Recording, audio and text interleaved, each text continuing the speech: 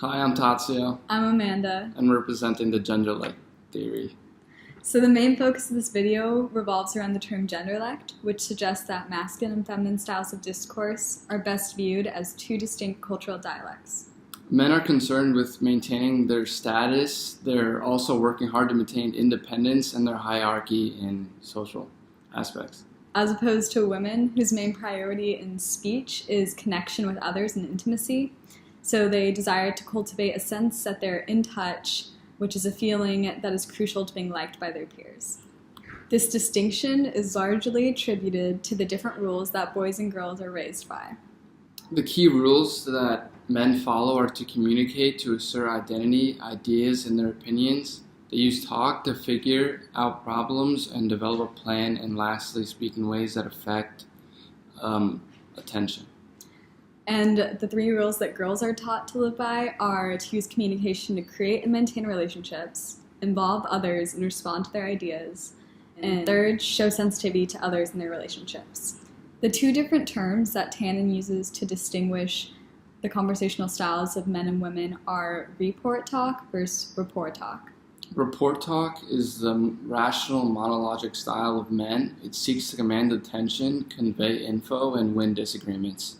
As opposed to rapport talk is how women tend to be the more dominant speaker in private conversations, but are less dominant in public conversations, yet on average use 13,000 more words per day than men.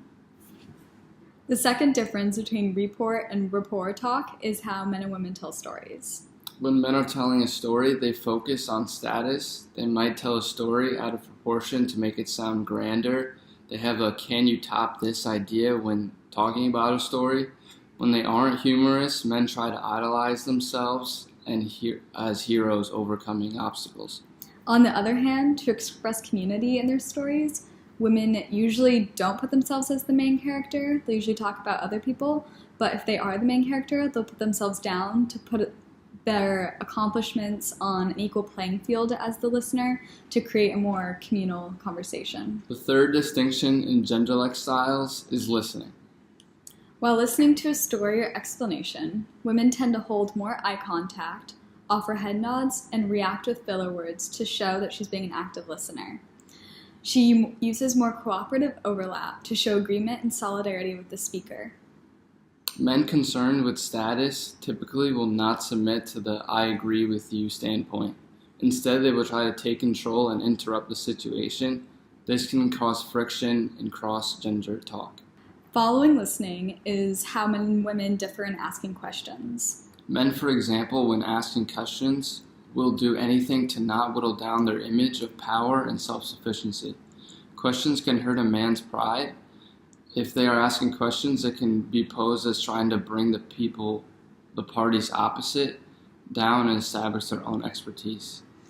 And women, for example, ask questions to establish connection with others and often follow up statements of their opinions with a tag question used to soften the sting of a potential disagreement and/or invite a communal dialogue on the situation.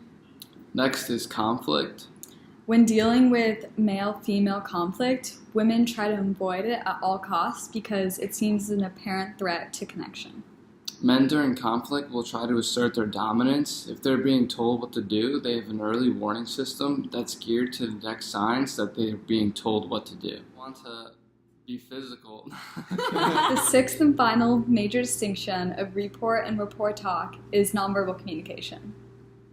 Men will typically want to be physical first and then maybe talk later if conflict arises. As opposed to women who want to fully discuss the problem and rebuild that verbal connection and then possibly have physical relations after. Tannen furthers her argument in suggesting that men and women's communication patterns reflect different speech communities. A speech community is a community of people who share understandings about goals of communication, strategies to enact them, and ways of interpreting communication.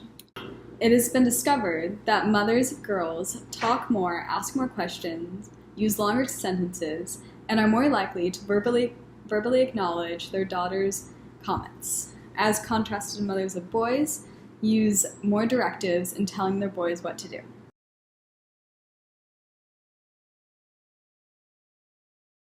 So what'd you do today? Today I was like in the cafeteria and this girl like slipped on this banana. Oh my god. And I like told security and got her all this help. Really? And it was just like so crazy. I really saved her. That's so crazy. So how was your day? Oh my god, doesn't this tea taste so good? I don't know, like I went to the computer lab to do work, but I was so tired because I didn't get any sleep last night. And then I got some coffee with Amanda, and then we walked around the tree, and oh my god, the Christmas tree is so cute, don't you think?